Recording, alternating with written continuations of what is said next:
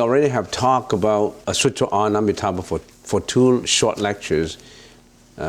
These are very important sutras. The reason why I have not introduced it to you is because in North America, most people practice meditation, and they thought that by doing meditation, then we'll become enlightened and then we'll be the Buddha. It's not that easy, because in the ancient days, those who practice meditation, they practice it for 24 hours. Now you practice it for 24 minutes. So what's the difference? The difference is, by practicing for 24 minutes, how can you achieve enlightenment? And they practice it for life. I would say since many years ago in ancient China, they know that we have to have an expedient means to get away from this world of suffering. In other words, we have to have shortcut to get away from life of suffering. But we still have to learn meditation. But are there any shortcuts? People are always looking for shortcuts. And shortcuts are good if they are legitimate. It's just like when I gave you an example. We have 3 levels of world. We have 3 levels of this Dharma world. The first level, do you still remember the first level? The world with desires. We have desires. The second level is Rupa Dhatu. No more desires in that world. It's a higher level. It's like heaven. It's like at a higher level. And that's the highest level, also called the Arupa Dhatu. And we're just like a little worm inside that world. If vertically, we want to get out from this world, this free-level world. So this free-level world is like a bamboo. And inside the bamboo, there are sections. I'm a little worm that I want to get out from this world. So I have to go up to get out from this world. I have to bite through all the different sections. The 3 sections. For you to bite through the different sections, it takes eons of years, kalpas, many years. But then the Buddha said there's a shortcut.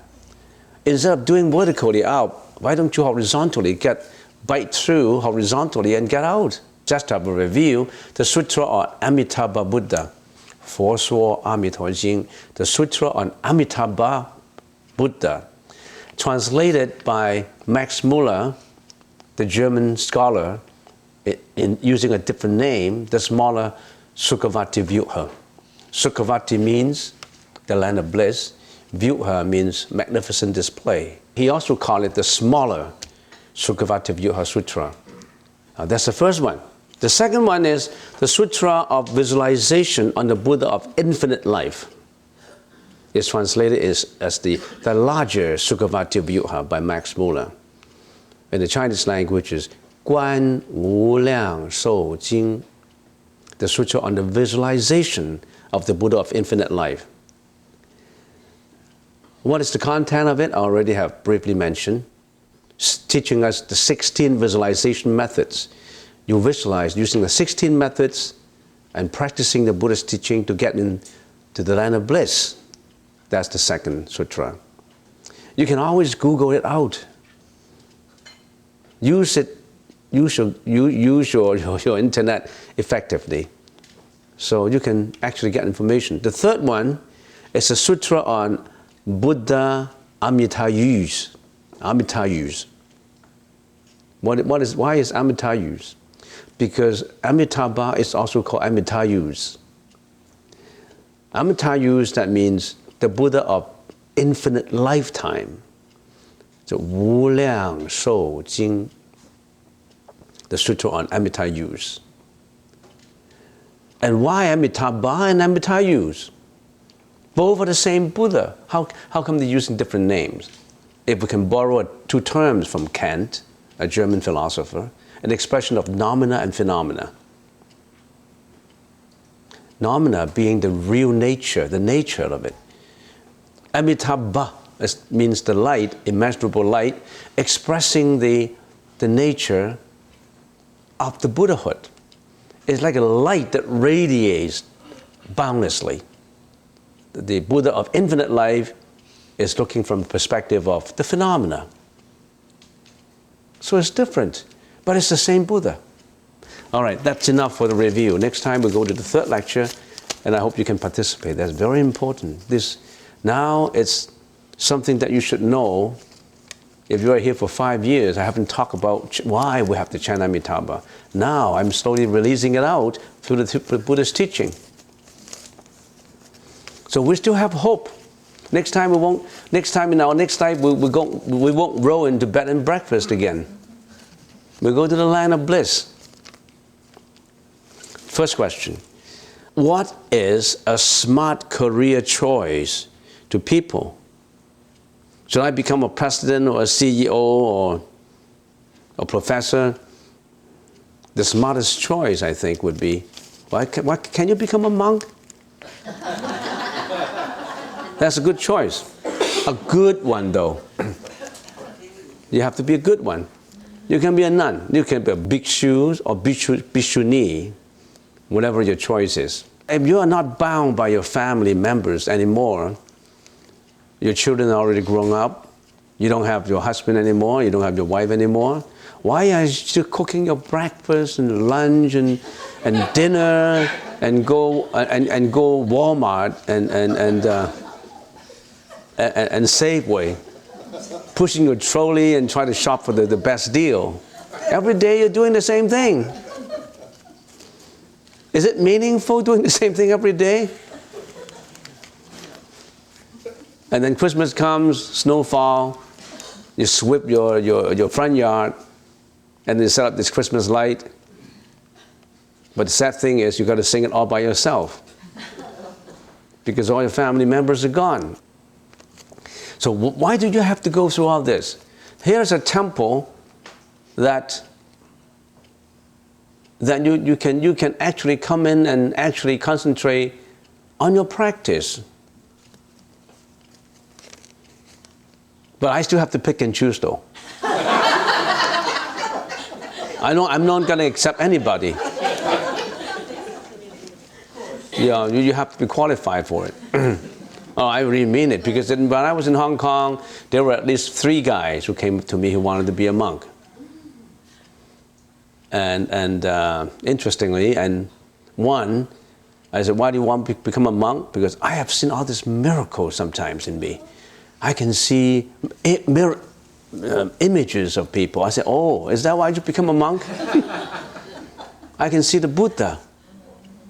I said, wow, is that the reason why you want to become a monk? Are you sure that your eyes are not illusion? He said, can I become a monk in the temple? I think, well, I have to think about it, I said. And then he said, don't think that I'm crazy. I'm not crazy.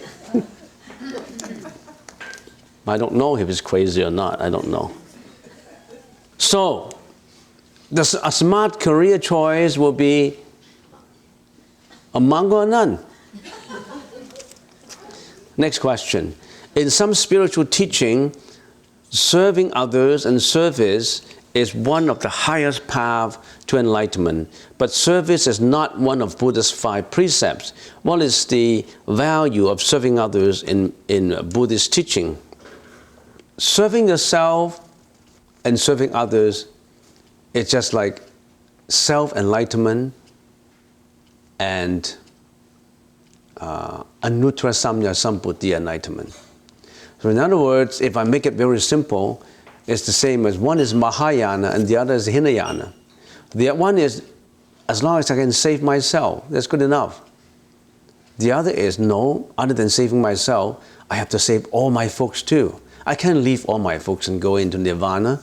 I have gone through all this suffering that I have the compassion to save people from suffering. That's a Bodhisattva's approach.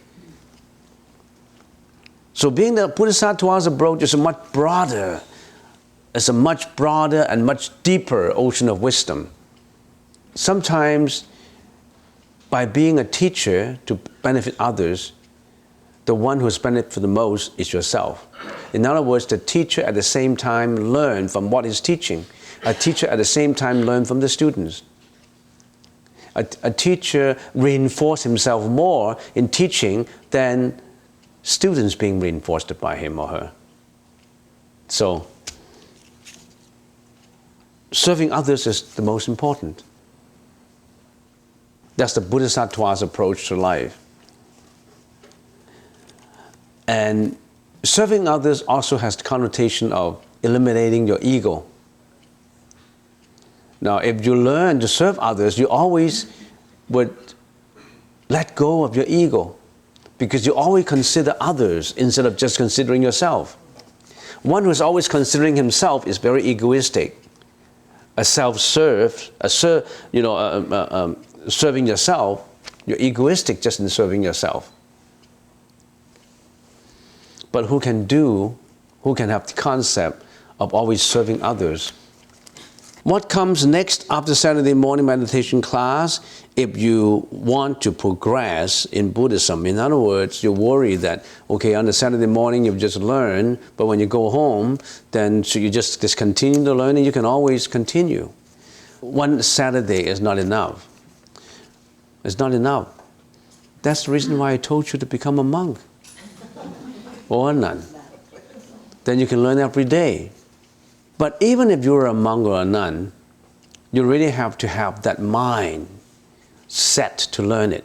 You always have that compassionate and peaceful mind in you when you're interacting with people. You always have that feeling of serving others. You always feel happy about what you're doing.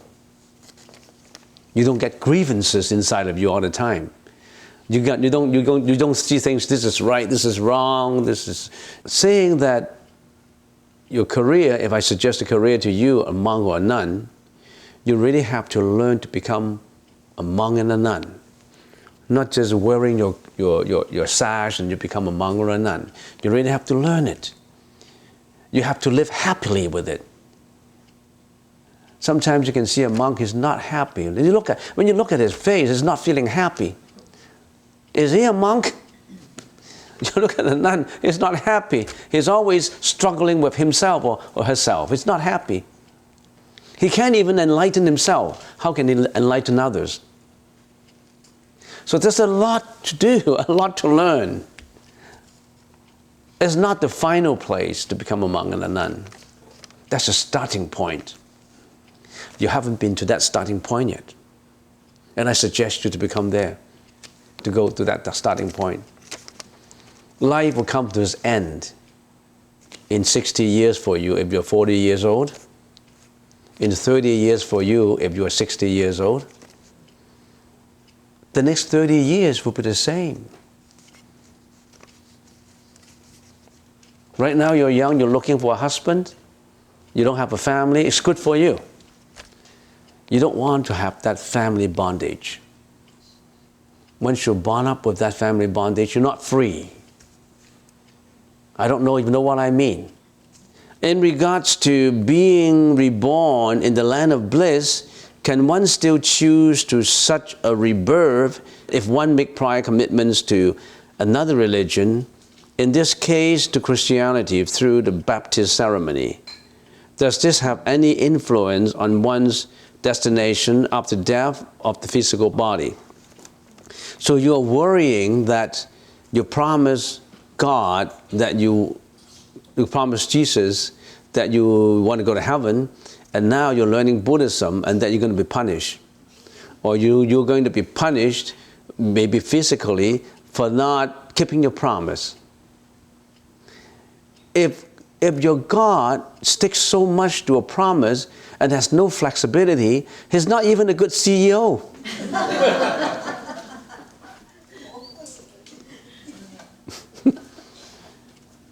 Don't you think so? Yes. A CEO will give you the flexibility. And if he is not even flexible, why do you follow him? I'm sure he's very flexible. I'm praising him. I'm praising Jesus now.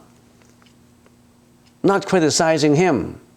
He is not as rigid as what you think. He's a saint. He will allow you to learn the Buddhist teaching, believe it or not. He will say, go ahead, son, daughter, learn the Buddhist teaching too. But you still can come to my heaven if you want. You have a choice. You've been given a choice, as the Bible said. Why restrict yourself? Why are you worrying about? You're worrying about physical death, that you'll be punished. You don't have a body anymore. Why would you worry about your hotel? You already check out. That room has to be cleaned by the house lady, not you. Don't leave any dirt behind. There's a poem in the Chinese language, but I don't know if I can translate it. 何必奔衝山下去，更添波浪向人間. Why do you still have to rush down your river, your stream? Why do you have to rush downstream, creating all these ripples for the world? Elevate yourself. Next, last question. So to stop the thousands of rebirths while working towards enlightenment at the time before death, visualization of the Pure Land Sutra could take us there where we remain until possible enlightenment, or do I have it wrong? At the time of death, well, it's a question that you really have to learn the Sutra. So I suggest that you come for the Sutra, and now there's a book, there's a translation. There's so many translations of the Amitabha Buddha Sutras. And this is one of the many translations. And this is an authoritative translation because Max Muller translated directly from Sanskrit. There are people who may not understand Sanskrit, who did not know about Sanskrit scriptures, who argue that, oh, Amitabha Sutra is fictitious. It's not a real, authentic sutra because they have not learned Sanskrit. There were Sanskrit scriptures dug out from the earth 200 years ago, 300 years ago. And later, Max Muller found the Sanskrit and translated it into English. And that matches with the Chinese translation of Amitabha Sutra. So in these two sources, from two different directions, from two different locations, come together to prove that this is not fictitious. This is real.